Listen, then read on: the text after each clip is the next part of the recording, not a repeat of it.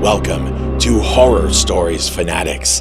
If you enjoy this type of content, then subscribe and hit the bell icon so you never miss out on any of our latest and greatest uploads. Everybody's talking about packing your things and just going, leaving your boring cubicle life to go see the world with your own eyes before you get too old. But let's be honest, solo travel is not for everyone, and maybe you shouldn't travel alone. So, you wanted to travel the world, but you can't even leave the building without texting your friends, talking to your boyfriend, and sending an email to your boss so he knows where to find you. Are you really going to survive alone, 7,000 miles away from your mother? Are you? Number 1, solo travel is more expensive. When traveling alone, you do not have economies of scale. Therefore, some elements of your trip will be more expensive.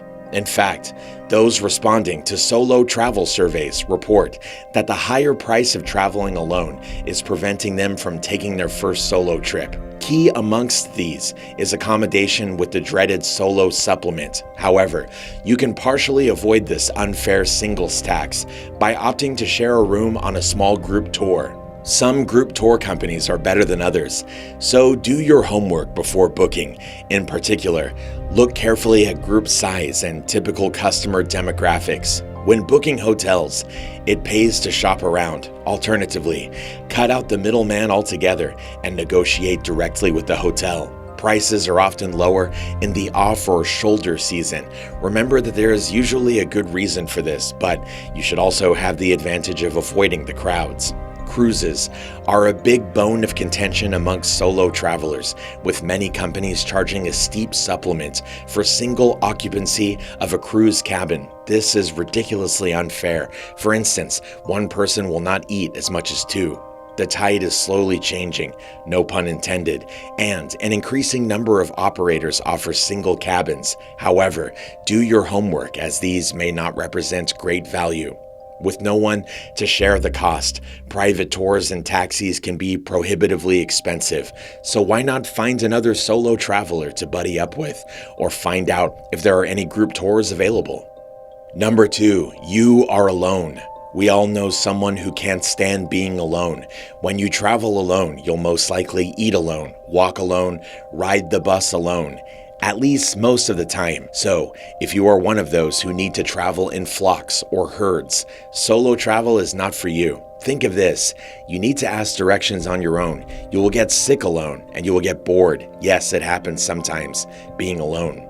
On the other side, you can stop where you want, change your itinerary, change your timetable, eat what you want, spend as much as you want, without having to convince anybody else to do it. Plus, you can plan your destination and your dates without having to wait for anyone else to join in. Number 3, you need to take control. When you go solo, you must make decisions. When, where, what, how. Everything is set by you, and you are the only one to blame if you are late, don't like the itinerary, or the place is a mess. And if everything is awesome, incredible, superb, you are the one to congratulate for such an amazing decision. Traveling alone is amazing to improve your decision-making skills. Interesting, huh? Plus, if you are a control freak, you can be a control freak alone, too. Number 4, you need to talk to people. At one point or another, you will have to talk to people. It doesn't matter how much technology you use or how alone you want to be. Travel will force you to talk to people you never met before. You'll have to learn to solve other people's problems and answer to questions you didn't expect. Why don't you have children? Why do you travel alone? Where is your husband? They don't want you to feel ashamed or intimidated, but they'll expect an answer, preferably a polite one. On the other side, you will learn a lot about yourself, what you like, and how to be assertive. Highly valued skill, they say. Number 5, people might not understand your jokes. So, you and your friends have built a sense of humor, and you know what you like and talk about, more or less the same issues. You have a common background, and live in the same area, watch the same shows, and speak the same language. When you meet new people on the road, they will not share that same background, and you'll have to work your way around that. So, if you are not into making new friends, learning about new cultures, and trying new things, get stuck in your comfort zone and stick to your group of friends. Number 6, they don't speak your language. No matter what they told you in high school, English is not the common tongue. In all my travels, I have only been able to speak just English in Iceland, the UK, and US. So if you don't want to learn a new language, are bad at drawing, and can't understand directions in signed language, don't go without a guide or a friend who can do all of that. Or you can try. It won't hurt you to learn a few words, and you never know when you could be using them again.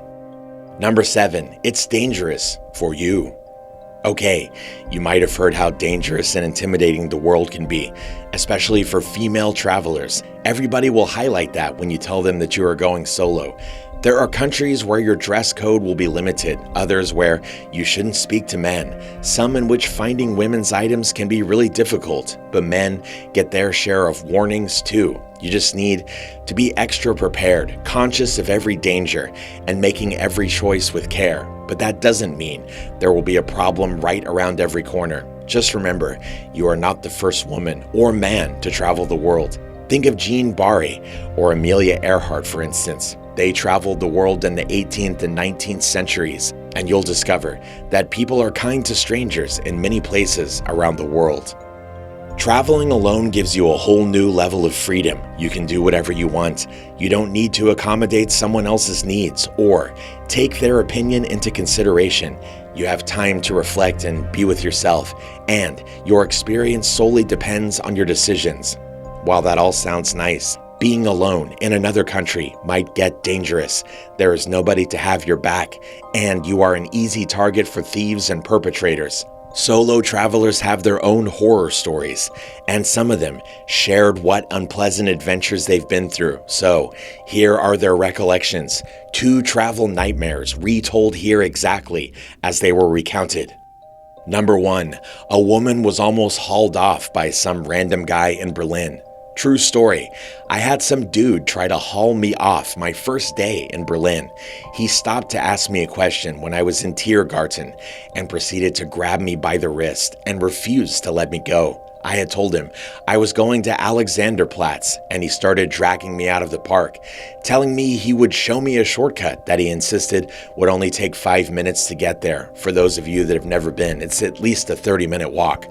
I was so panicked, I didn't know what to do and couldn't even scream. All I could think was that he was going to take me somewhere where no one would be able to help me. I had a friend who I was staying with in the city text me at the right time and managed to beg off and say she was waiting for me back at Brandenburger Tor station, which was the opposite direction.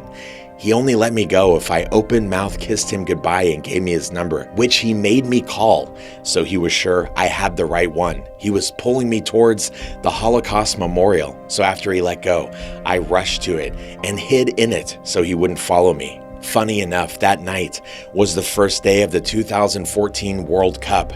I was still really shaken, but still wanted to watch the game. I also wanted to go somewhere where I could talk to people in English, because I was very dealing with Germans at that point. I ended up at an Irish bar, and the Irish bartender is now my husband, and we live in Berlin.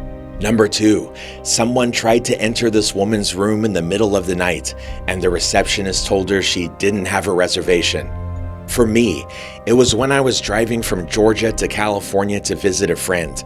I didn't want to fly because I wanted to sightsee on the way. When I got to San Diego, the hotel I booked on Expedia screamed "run" from the get-go, but I was exhausted and wanted to rest. Got my room key and checked in. I locked the door, and because I'm always on guard, I locked the bar on the door for extra safety. About 4 a.m., I was sleeping and I heard someone trying to come in my room.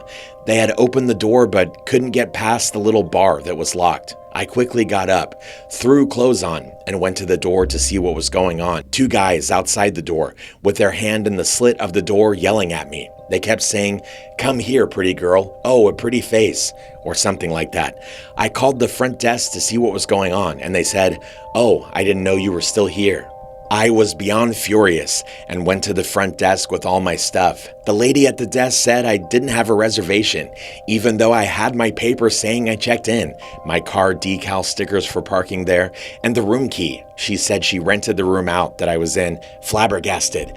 I couldn't believe what I was hearing. She looked up my information and said, "Oh, I see you didn't book with us, but Expedia. We don't partner with them." Still confused as to why in the world I was given a room, paid for it, and had issues being in it. She refused to call her manager at 5 a.m. by that point. So I waited until they got in at 9 a.m., demanded a refund, got it, and checked out. No matter how terrifying the ordeal seemed, I think it would have ended differently had I not locked the bar on the door. And with that, we've reached the end of this video, all about why you should never travel alone. If you enjoyed it and you found it helpful, don't forget to leave a like and subscribe for more content just like this.